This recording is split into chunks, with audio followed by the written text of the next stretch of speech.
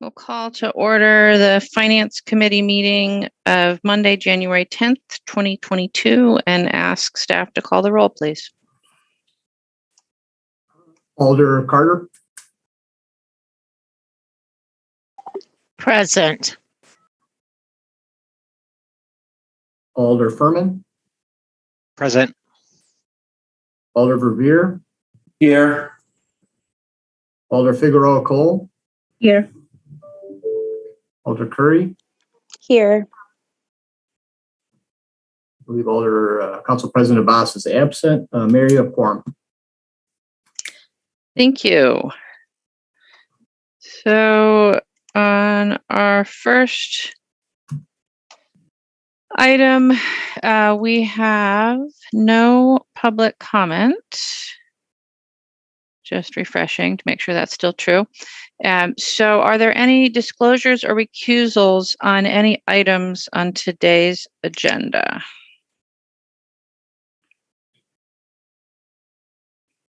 Seeing none, we'll move on to the consent agenda. Are there items that others wish to have excluded from the consent agenda?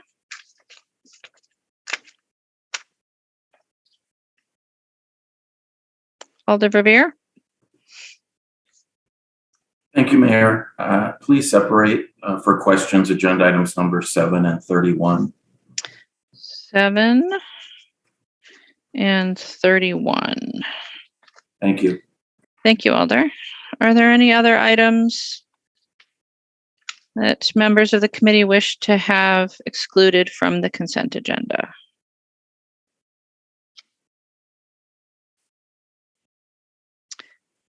All right, seeing none, then let me just note that the requested action on item number 3 by Public Health is that we place on file without prejudice. The City Attorney's Office believes that our Public Health Director already has the authority to move this forward without a resolution. So again, on item 3, the recommended action will be to place on file without prejudice. And we will exclude from the consent agenda items 7 and 31. Seeing no other requests for exclusions, Alder Verveer, would you make the motion, please? I'm pleased to. I move adoption of our so-called consent motion, specifically to place on file without prejudice, the resolution agenda item number 3, and to recommend adoption of each of the following items and agenda items 4 through 6 and 8 through 30, with the assumption that agenda item number 2 was a simple, friendly reminder for us to file our now overdue statement of interest state forms. Yes. Is there a second, please? Second. Thank you, Alder Carter. Is there any objection to recording a unanimous vote in favor of the motion? Seeing no objection, we'll record a unanimous vote in favor.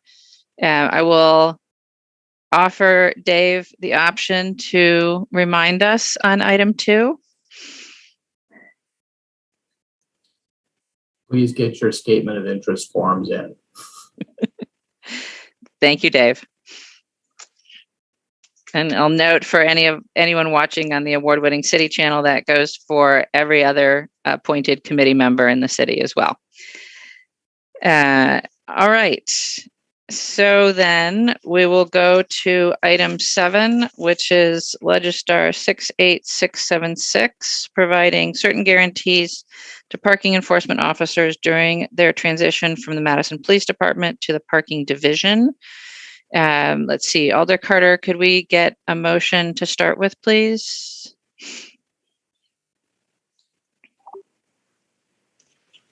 Yes, thank you. What item number was that, Mayor? Item 7. Okay. Move to adopt item 7. I'll second. Moved and seconded on item 7. Alder Revere, you had questions? Yes, thank you, Mayor.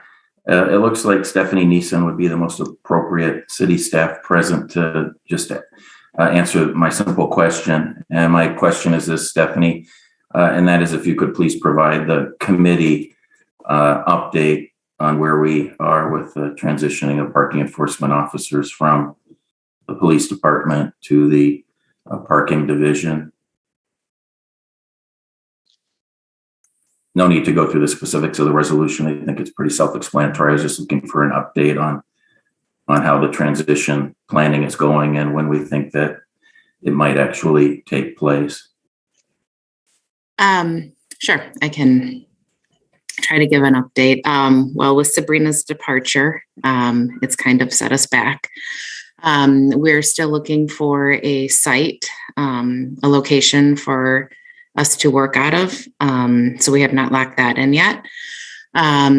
We are starting to work on the technology piece with moving certain applications over, servers. We need to we need, there's a lot still to work on. Let's just say that this is a much larger project than I think any of us thought was going to be. Unfortunately, Tom Lynch is on an airplane right now and isn't on this call, but he will be working with us on trying to move forward. We didn't get very far in the past few months with this. I know that our biggest hurdle right now is just trying to lock in a site that we know we'll be able to move to that will fit our needs. Thank you. So I believe that, as I recall, the resolution does remind us that the target date for completion of the transfer in all aspects is the end of 2023. Is that correct, Steph? That is correct.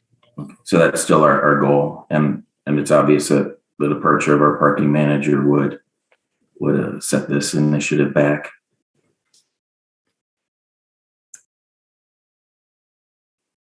So thank you for reminding us all that we unfortunately lost Sabrina last week as an organization. So we will certainly miss her. I want to say that publicly and wish her the best. And thanks for responding to my question, Stephanie. Thank you, Mayor. Thank you, Alder. I did want to note just on the question of a location that prior to Sabrina's departure, we had discussed several options there, and so we haven't given up on working on that at all. So I'm hopeful we can work something out there. Alder Carter, questions? Yeah, just a quick question. And it's regarding finding a location. Currently, what location are you guys using? We're currently out of all of the police districts. So we're decentralized out of all of the districts right now. Okay. And you're just looking for a location to centralize everyone, correct? Correct. Yeah. Somewhere that will fit our vehicles and personnel. Okay. Thank you. Thank you, Alder. Any other questions on this item? If not, it's been moved and seconded. Is there discussion? Seeing no discussion, is there any objection to recording a unanimous vote in favor?